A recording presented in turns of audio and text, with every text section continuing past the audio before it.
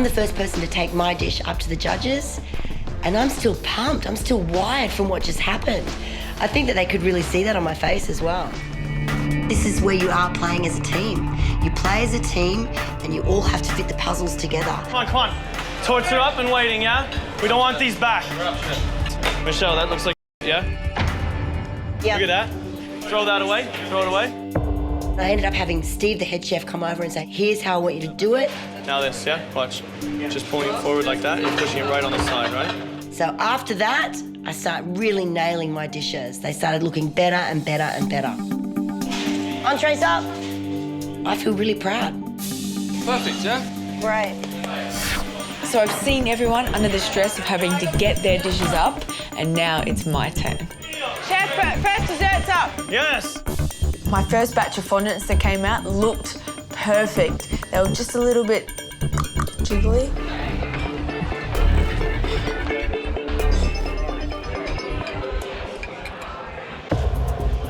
New order. Let's pick up 5 beef, 1 rare, 1 medium, 1 medium rare, 1 medium well, 1 well done. It's so important to cook the meat as how it's ordered, because if I waste all this beef, it's going to get sent back and I'm going to run out of beef to serve for the rest of the day. The beef fillet, how are you cooking that? Butter poaching it? Yep, poaching it into the butter sauce. You can understand why the chef is wanting to butter poach it. You know, it's a beautiful piece of meat. It's Angus beef. It's got a +8 score of marbling. With a quality product like that, you can't go wrong.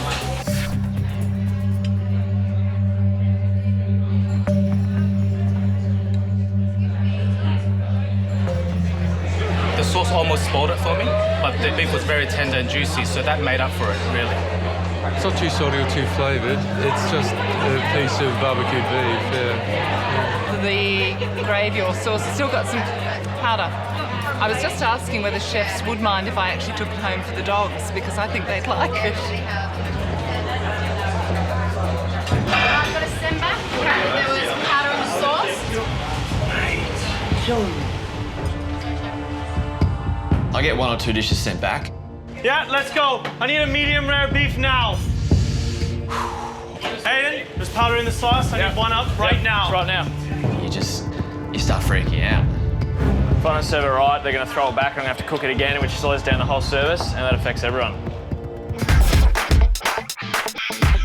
2 fondants, up! Second batch of fondants come, serve them out. They look fine to me. We had the chocolate torte, but it was just terribly burnt from the outside all the way in. And it looked like it should have been really, really nice, but it's burnt. Sorry. What's wrong with it? It's burnt. Oh. I'm plating a dish as usual, and then all of a sudden I hear, burnt fondants. Okay, I need another fondant, yeah? They said the last one was burnt.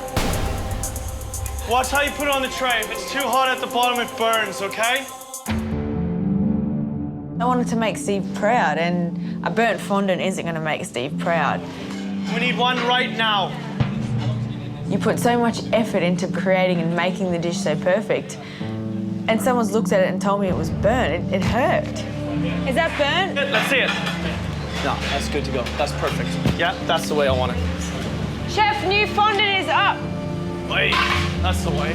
You gotta make sure someone sends it back, it has to be perfect, yeah? Okay. Yeah, we don't want them to complain it twice. Yes, yeah, chef. go.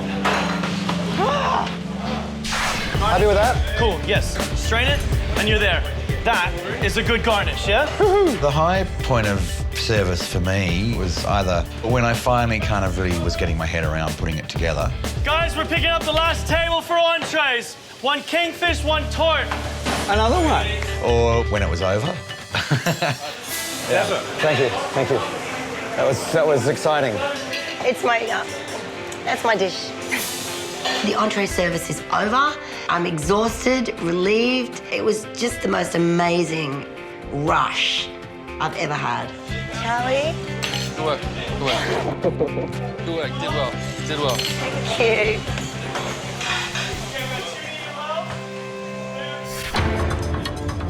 Guys, it's 20 to 2. You heard it. Entree service is now over.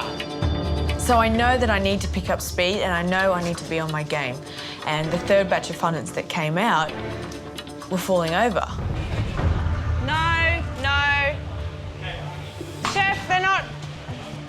What's wrong? They're all runny.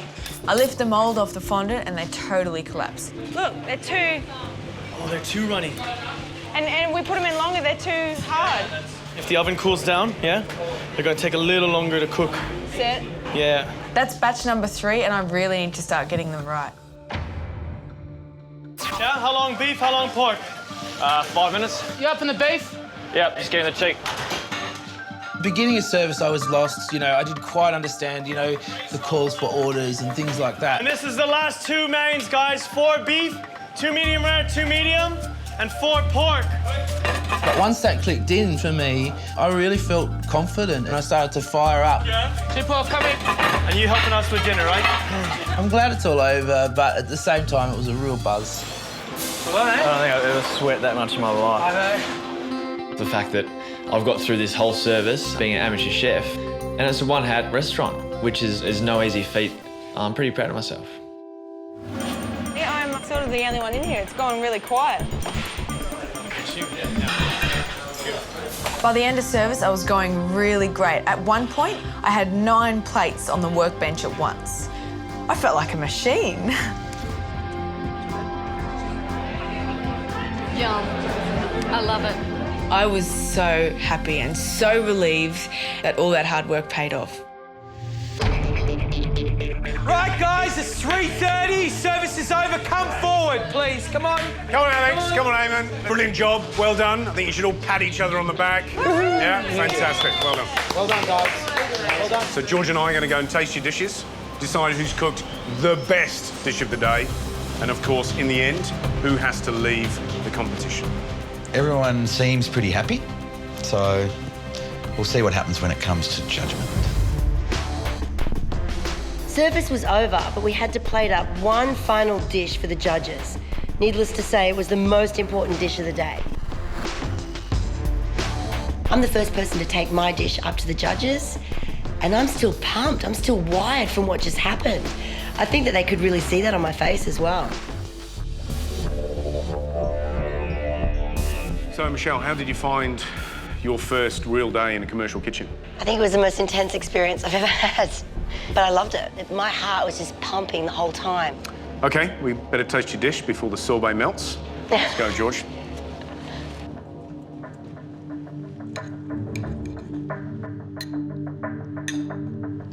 Thanks, George.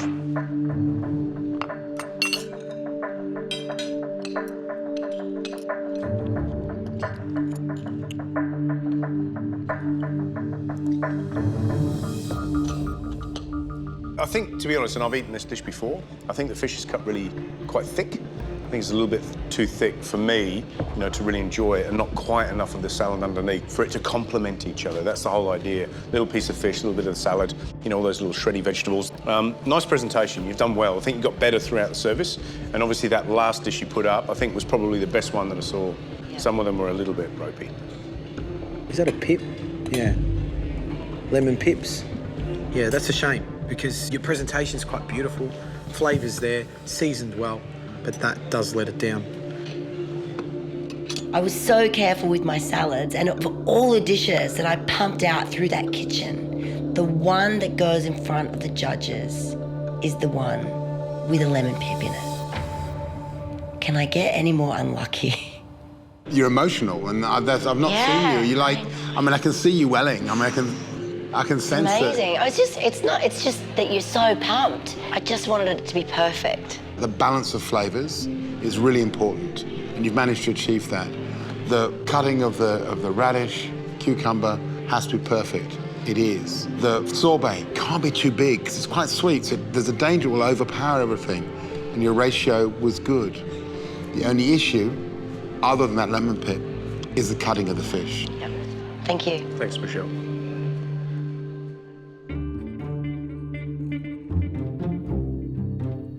So I take my plate out to the judges, and there's just that horrible silence while you're waiting for them to tell you what they think. You've got a giant smear of something down your left leg. I know, I have. I don't know what it is. I think it's butter. How did you go in the kitchen? Not so well. I burnt a bunch of things, and yeah, it was a pretty stressful time. Very, very difficult. Thank you. George, would you plate, please? Sorry, there's only one scallop.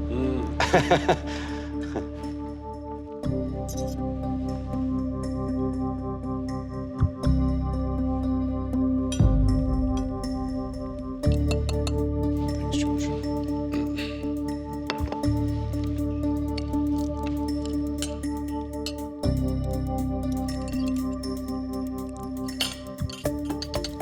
You've obviously done a great job to impress, you know, the number of people that you served. Lovely soft pasta, beautiful soft silky spanner crab, lovely little scallop, maybe a little bit too brown, but still cooked perfectly, and that lovely sage flavour that just bursts in your mouth when you eat it. It's a great dish. I think you've done a good job in putting that plate of food up. Thank you. You were the one under most pressure in that kitchen. You were cooking a la minute, to the minute, scallops in the pan, literally to the customer within seconds. Fabulous job. And yeah, you burnt lots, you undercooked some, you're braising them at times, but it's one of those things you've got to get into a rhythm of. And if you haven't cooked them, you know, day in, day out, wow. And the whole point about the experience of going to a restaurant is what happens on the plate. I don't care how many scallops George or Gary have thrown away to get me that one perfect thing. The issue is their accountant ringing them up and saying you're going out of business. And you would send a lot of chefs bankrupt with that behaviour. But in terms of a dish, what you've managed to do is to take a great dish and put it in front of the customer in the best possible way. And as either of these guys as head chefs would tell you, that's what you want in your kitchen. Thank you, Kurt. You made it. Thank you. Well done.